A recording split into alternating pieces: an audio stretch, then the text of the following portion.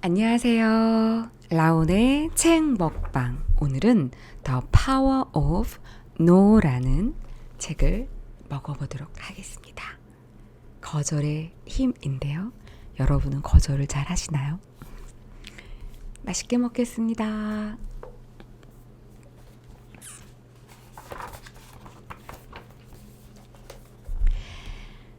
삶을 긍정하게 하는 거절의 힘.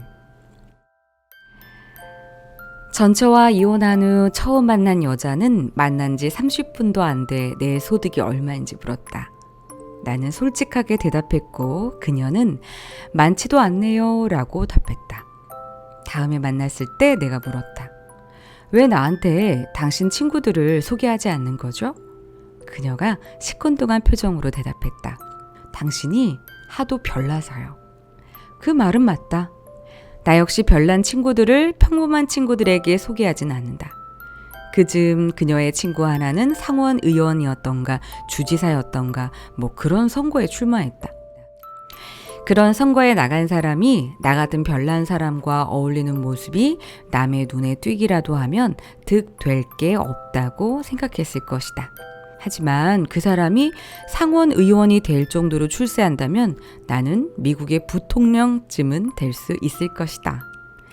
며칠 후 그 여자한테서 전화가 왔다. 당신을 받아들일 준비가 안 됐어요. 시간이 필요해요. 꽤 많이요. 그 여자가 그만 만나자고 말하지 않았더라도 우리는 헤어졌을 것이다. 당시 모든 것이 내게서 떨어져 나가고 있었다. 가족, 직장, 집, 돈, 그리고 무엇보다도 내 인생의 기회들. 그때 나는 죽은 상태나 마찬가지였다. 그러던 어느 날, 그러니까 컵에다 담배 3개비를 넣고 순도 100% 니코틴 용액을 만들려고 했던 그 다음 날이었다. 나는 그동안 고수해온 삶의 방식에 거부의 뜻을 분명히 해야 한다는 생각이 들었다. 지난 20년 동안 잘못된 것에도 예라고 말하면서 살아왔다. 그러나 내 삶을 제대로 작동시키려면 잘못된 것에 아니요 라고 말하는 용기가 필요하다는 생각이 들었다. 그때부터 나는 옳지 않은 일을 강요하는 사람들에게 거절 의사를 밝히기 시작했다. 내가 원하지 않는 일은 하고 싶지 않다고 말했고 나를 불행하게 만들지 모르는 선택을 요구당하면 분명히 거부하고 나 자신의 마음을 따랐다.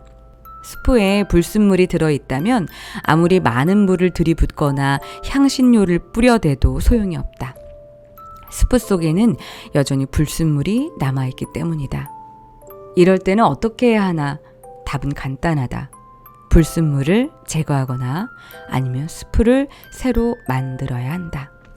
나는 그렇게 했다. 내 삶에 낀 불순물을 제거하려고 내 삶을 통째로 바꾸는 작업에 매달렸다. 그렇게 반년을 살고 보니 내 생활은 많이 달라졌다. 돌아보면 원치 않은 일을 거부하기로 마음먹은 그 뒤로 그러한 변화가 생긴 것 같다. 지금의 아내 클라우디아를 만난 것, 예전의 나처럼 부정적인 생각에 발목이 묶인 사람들과 소통하기 위해 인터넷 팟캐스트를 비롯한 SNS 활동을 열심히 하는 것, 그리고 책을 펴낸 것 등등 지금 나를 에워싼 변화는 놀랄만하다. 때로 나는 의문에 사로잡힌다.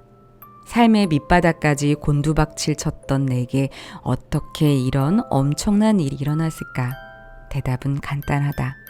좋아하지 않는 일을 거절하기 시작하면 날마다 긍정의 대답이 늘어난다는 것이다. 마치 은행 예금에 이자가 늘어나는 것과 같다. 내가 이렇게 강조해도 특별한 사정 때문에 거절하는 일이 불가능하다고 생각하는 사람도 있을 것이다. 하지만 내 말을 믿고 끝까지 이 책을 읽어보기 바란다. 방법은 언제나 있다. 당장은 눈에 잘 안 보인다 해도 언젠가는 해결할 수 있는 그런 방법이 꼭 있는 법이다. 전에 만난 그 여자가 내 소득을 물었을 때 나는 당장 거부의 뜻을 나타내고 그 자리를 박차고 나왔어야 했다. 그랬으면 내 인생의 소중한 석 달을 허비하지 않았을 것이다. 말은 쉬워도 거절을 어떻게 해야 하는가를 그때는 몰랐다. 지금은 안다. 아니요 라고 말하는 용기가 억지로 예 라고 말하는 것보다 훨씬 더 편안한 내일을 가져다 준다는 사실을 안다. 그만큼 자유롭다. 거절의 힘이 가져다 준 마음의 평화가 삶을 윤택하게 한다. 예전에는 불순물이 든 수프를 누군가 억지로 떠먹여 주었다면 지금은 내가 직접 수프를 만들어 먹게 된 셈이다. 거부하는 용기는 내면 깊숙한 곳에서 나온다. 그것을 밖으로 끄집어내 제대로 사용하려면 어떻게 해야 할까? 첫째, 당신 삶의 결을 이루는 신념이 무엇인지 알아야 한다. 잠들기 전에 하루를 찬찬히 돌아보며 자신과 대면하는 시간을 가져라. 그것이 습관이 되면 분별력과 안목을 길러나갈 수 있다. 둘째, 공감과 연민의 힘을 길러야 한다. 당신이 다른 사람에게 자신도 모르는 사이에 해를 끼칠 수 있음을 알아야 한다. 셋째, 건강해야 한다. 당신이 바라는 삶을 갖고 나가려면 건강이 필수 요건이다. 자신에게 맞는 건강 관리를 해서 몸을 튼튼히 만들어 놓으면 삶이 주는 기회들을 놓치지 않고 붙잡는 기민함과 순발력이 생긴다. 많은 사람들이 자녀, 배우자, 친구를 아끼고 사랑하며 곁에 두고 싶어 한다. 하지만 그러다가도 지쳐서 나가 떨어지는 게 사람이다.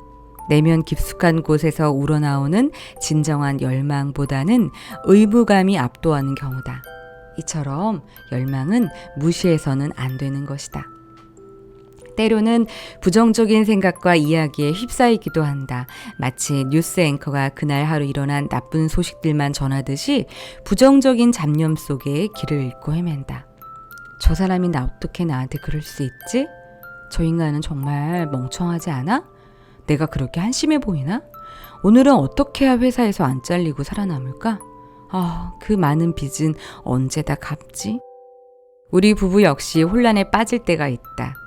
우리에게 잘못을 저지른 사람들을 떠올리며 분노하고 우리를 막다른 골목으로 몰아넣으려는 경쟁자들을 미워하고 앞으로 다가올 일을 걱정하며 두려워한다.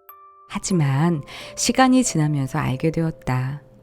우리를 불안에 떨게 하고 화나게 하고 걱정으로 밤잠을 설치게 한 일 대부분은 실제로 우리 삶을 흔들지 못한다는 것을. 때로는 사랑하는 사람에게라면 차마 그렇게 할 수 없을 정도로 자기 자신을 학대하기도 한다. 이것은 가장 못된 짓이다. 자학하고 싶은 생각이 들 때는 스스로에게 이렇게 말해야 된다. 내가 여기 있단다. 나는 널 사랑하고 극진히 보살펴 줄 거야. 내가 설립한 첫 번째 회사가 거액에 매각되었을 때의 짜릿한 희열은 얼마 안 가 인생 최대의 악몽이 되고 말았다. 2000년대 초 나는 미국에서 제일 잘 나가는 엔터테인먼트 회사들을 상대로 웹사이트를 제작하는 사업을 벌여 재미를 보았다. 평생 만져보지 못한 거금이 손에 들어오자 나는 퀴즈를 불렀다.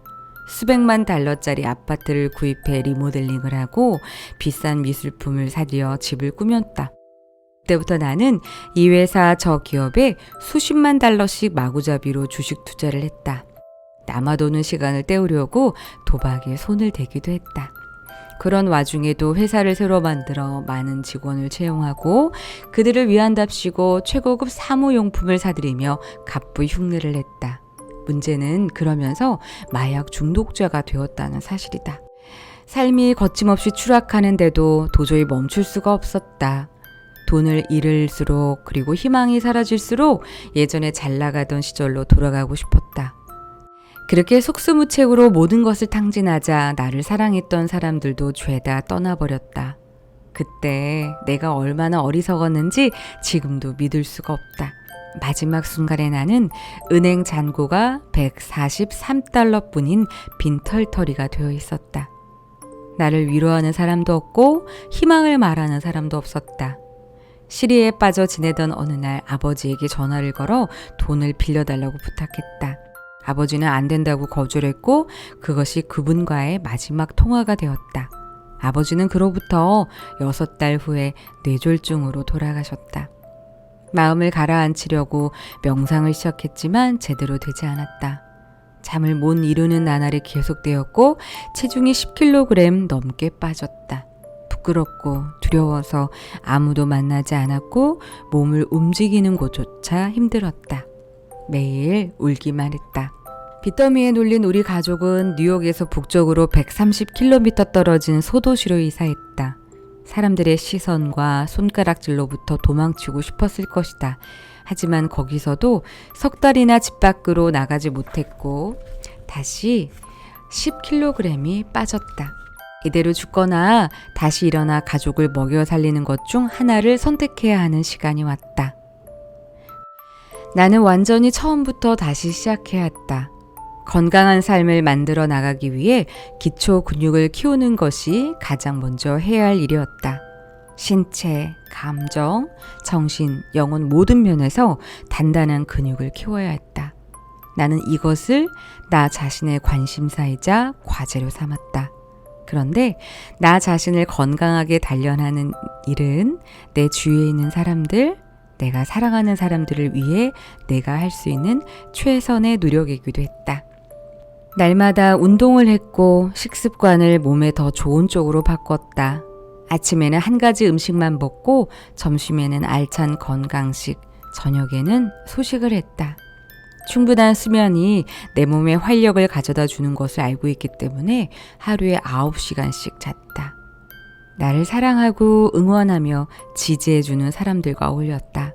함께 있을 때 언짢은 기분이 사람은 멀리했다. 날마다 사람들을 돕고 정직해지자고 다짐했다. 내 아이들에게 감사하고 내가 가진 것에 감사했다. 자책이나 후회에 몸부림치는 일은 그만두기로 했다. 내가 처한 현실을 받아들일 때 그 현실을 개선하는 노력도 할 수 있었다. 내 삶은 점차 나아졌다. 머리에 아이디어가 차곡차곡 쌓이면서 새로운 사업을 시작할 수 있었다. 결과보다 과정이 더 중요하다는 말이 있다. 그러나 이것은 사실이 아니다. 삶은 여정이라기보다는 현재다. 신체, 감성, 정신, 영혼의 영역에서 두루 건강해지는 것을 가로막는 모든 것을 거부하는 지금 이 순간이 가장 중요한 것이다. 지금 이 순간이 당신이 존재하는 현재다. 지금 이 순간을 헛되이 보내지 마라. 책 주세요, 책. 네, 오늘은 The Power of No, 거절의 힘이라는 책을 먹어봤습니다. 네, 노라는 말을 자주 해야 할 것 같습니다. 맛있게 먹었습니다.